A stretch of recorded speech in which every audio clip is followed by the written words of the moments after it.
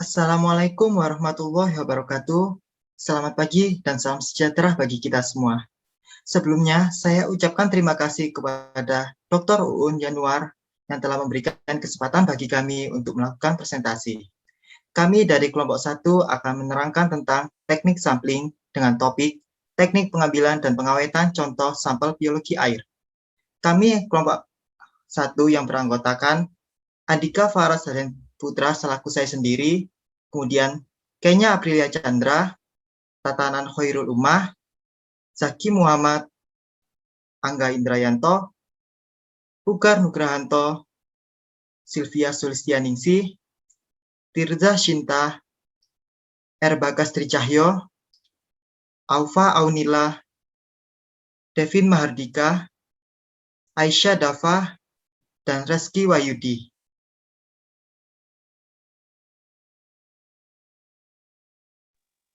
Perkenalkan, saya Tatanan Khairul Ummah akan menjelaskan tentang tujuan dari pengambilan teknik sampling.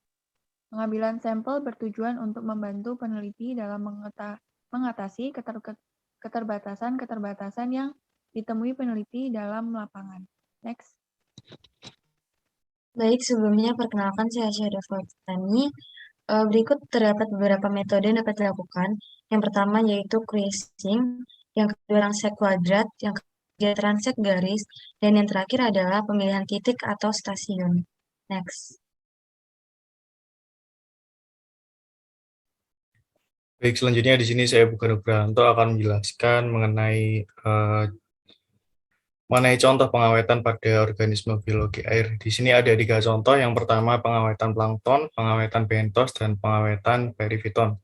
Untuk pengawetan plankton sendiri, menurut Sari et al. Di jurnal tahun 2014, umumnya pengawetan plankton dapat dilakukan dengan larutan formalin 2-5%, yakni menambahkan 1 mili formalin, 4%, dan 5 tetes gliserin, agar jenis di atom tidak mudah rapuh.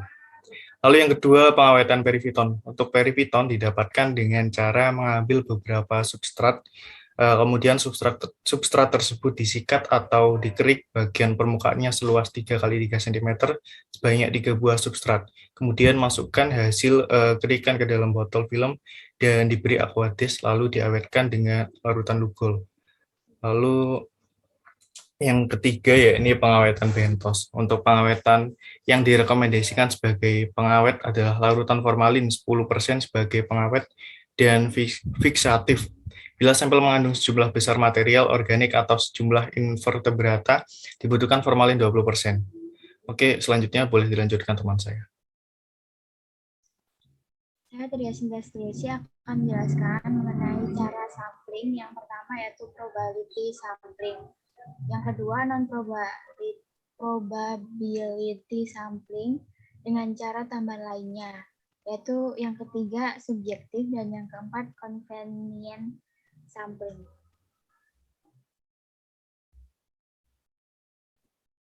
Baik, saya Sylvia Sulistianingsih.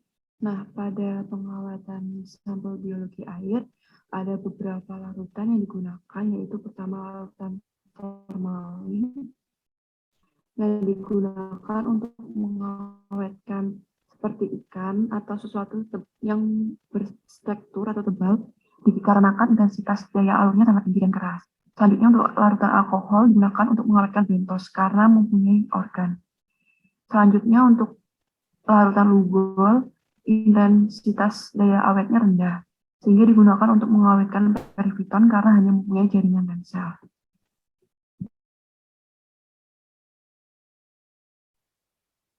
Selanjutnya saya Angga Indrayanto. Ini ada kriteria sampling.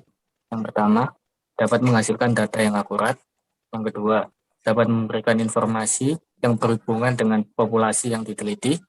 Yang ketiga, dapat menghasilkan gambaran yang dapat dipercaya dari seluruh populasi yang diteliti.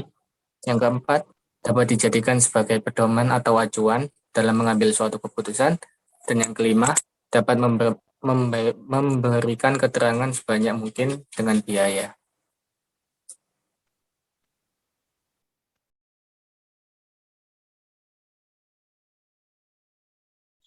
Sekian dari kelompok 1. Mohon maaf jika ada salah kata yang disengaja maupun tidak disengaja. Terima kasih. Wassalamualaikum warahmatullahi wabarakatuh.